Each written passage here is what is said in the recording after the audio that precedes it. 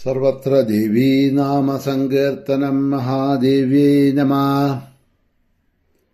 നമസ്തേ ഗരുഡാരൂഢേ ഢോലാസുരഭയങ്കരീ സർവ പാപഹരേ ദേവി മഹാലക്ഷ്മീ നമോസ്തുതേ.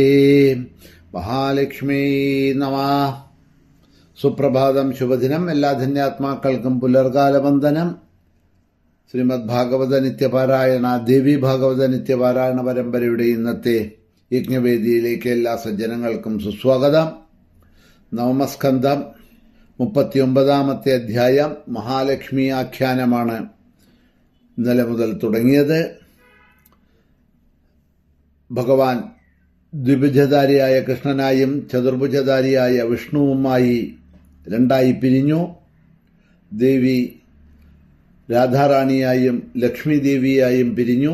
ലക്ഷ്മി ദേവി മഹാവിഷ്ണുവിനെ വിവാഹം കഴിച്ച വൈകുണ്ഠത്തിലേക്കും രാധാറാണി കൃഷ്ണനെ വിവാഹം കഴിച്ച് ഭൂമിയിലേക്കും വന്നു എന്ന് അവിടെ പറഞ്ഞു നിർത്തി. എല്ലാ അംശത്തിലും ആ കൃഷ്ണനാരായണന്മാരെ ശ്രേഷ്ഠരും തുല്യരുമാണ്. മഹാലക്ഷ്മി യോഗസിദ്ധി കൊണ്ട് നാനാരൂപങ്ങൾ എടുത്തിട്ടുണ്ട്. ദേവി വൈകുണ്ഠത്തിൽ ആ ദേവി പരിപൂർണ രൂപത്തിൽ മഹാലക്ഷ്മിയായിട്ട് വസിക്കണു. ശുദ്ധ സത്വ മൂർത്തിയും സർവ സൗഭാഗ്യങ്ങളെയും തരുന്നവളും തികഞ്ഞവളുമാണ് മഹാലക്ഷ്മി.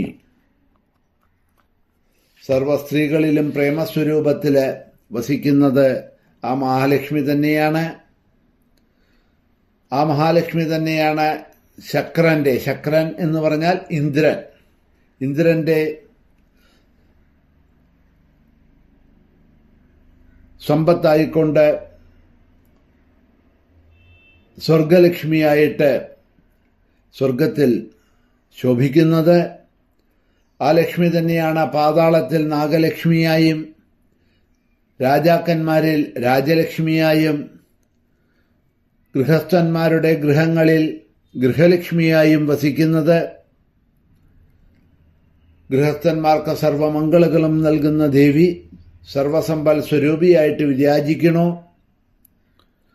ഗോക്കളിൽ സ്വസന്താനമായിട്ടുള്ള സുരഭിയുടെ രൂപത്തിൽ, അതുപോലെ യജ്ഞത്തിൽ യജ്ഞ കാമിനിയായ ദക്ഷിണാദേവിയായിട്ടും വർത്തിക്കുന്നത് ഈ മഹാലക്ഷ്മി തന്നെയാണ്. ക്ഷീരസാഗരത്തിൽ ശ്രീരൂപമായും ചന്ദ്ര സൂര്യ മണ്ഡലങ്ങളിൽ ശോഭാരൂപമായും മഹാലക്ഷ്മി തന്നെയാണ് സ്ഥിതി ചെയ്യുന്നത്. ഭൂഷണങ്ങള്, രത്നങ്ങള്, ഫലങ്ങള്, ആഭരണങ്ങള്, രാജാക്കന്മാര്, രാജ്ഞിമാര്, ഗൃഹങ്ങള്, നാനാവിധ സസ്യങ്ങള്, വസ്ത്രങ്ങള്, മാണിക്യം, മുത്ത് മുതലായിട്ടുള്ള രത്നങ്ങള്, വൈഡൂര്യങ്ങള് മുതലായവയില് എല്ലാറ്റിലും ഉള്ളത് ആ ലക്ഷ്മിയുടെ കലാംശങ്ങൾ തന്നെയാണ് എന്നവിടെ പറഞ്ഞു. വൈകുണ്ഠത്തിൽ വെച്ച് സാക്ഷാൽ നാരായണനാണ് ആദ്യം മഹാലക്ഷ്മിയെ പൂജിച്ചത്. പിന്നീട് ഭക്തിപൂർവം ബ്രഹ്മാവ് മഹാലക്ഷ്മിയെ പൂജിച്ചു. മൂന്നാമതായിട്ട് മഹാദേവനും മഹാലക്ഷ്മിയെ പൂജിച്ചു. ഈ ഭാരതദേശത്തിൽ പാൽക്കടലിൽ വെച്ച വിഷ്ണു മഹാലക്ഷ്മിയെ പൂജിക്കുകയുണ്ടായി. അതിന് പിന്നീട് സ്വയംഭൂമനു പൂജിച്ചു. ഋഷികളും മുനിമാരും സജ്ജനങ്ങളും ഗൃഹസ്ഥരും എല്ലാം ലോകത്തിൽ മഹാലക്ഷ്മിയെ അതിനുശേഷം പൂജിച്ചു തുടങ്ങി. ഗന്ധർവന്മാര്, നാഗന്മാര് മുതലായിട്ടുള്ള എല്ലാവരും ആ മഹാലക്ഷ്മിയെ പൂജിക്കുന്നുണ്ട്. ബ്രഹ്മാവ് ഭാദ്രപദത്തിലെ ശുക്ല അഷ്ടമി ദിവസത്തിലാണ് മഹാലക്ഷ്മിയെ പൂജിച്ചത്. ഒരു പക്ഷം എന്ന് പറയുമ്പോൾ 15 ദിവസം പൂർണ്ണമായിട്ട് ബ്രഹ്മാവ് മഹാലക്ഷ്മിയെ പൂജിച്ചു. പൗഷം, ഭാദ്രം, ചൈത്രം ഈ മാസങ്ങളിൽ മംഗളവാരം എന്ന് പറഞ്ഞാൽ ചൊവ്വാഴ്ച ദേവിയെ വിഷ്ണു പൂജിക്കുന്നുണ്ട്.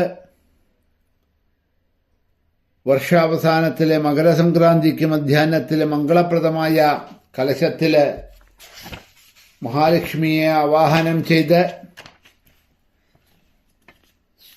സ്വയംഭൂമനു ദേവിയെ പൂജിച്ചിട്ടുണ്ട്. ഇന്ദ്രൻ അവളെ പൂജിച്ചിട്ടുണ്ട്.